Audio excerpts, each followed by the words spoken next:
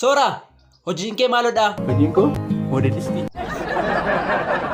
Deemtee natti agarsiistame.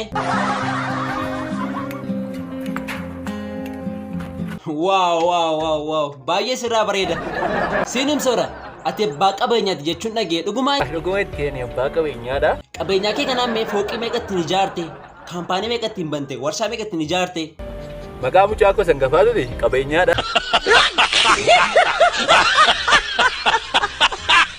Siinim Sora, haati manaa koo sattiin fuuchuuf jedhu sun birriin si erga gaafan jedhuun anillee baay'een si erga naan jette. Anillee baay'een si ergaa siin jennaani surree miilaan baafadha. Silatti seessaan ba'a miti.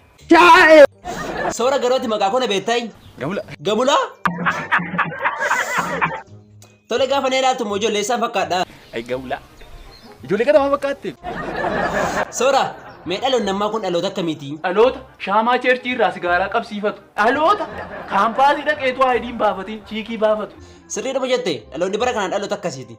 Sora, safarri keessan eessaa? Akka carraa ta'ee safarri keenya teelee biraamii yeroo baay'ee fayyadamna teelegiraamii. Riifatuun amma gaa.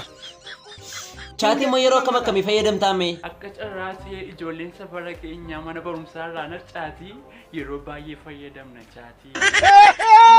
Siinim Sora, yeroo kofaltu baay'ee bareedda al tokko naa kolfime. Kolfaa hafin tolu kan cabaatu. Waan fedheetam naa kolfi baak.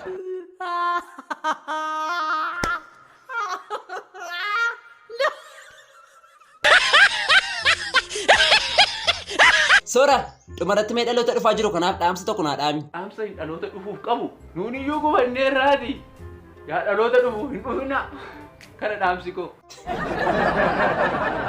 Sora, adaraa kee laa uummata Oromoo kana akka inni fooloo naa godhu naa gaafadhu adaraa kee adaraa. Oromo adaraa keessan adaraama keessan follow godha please.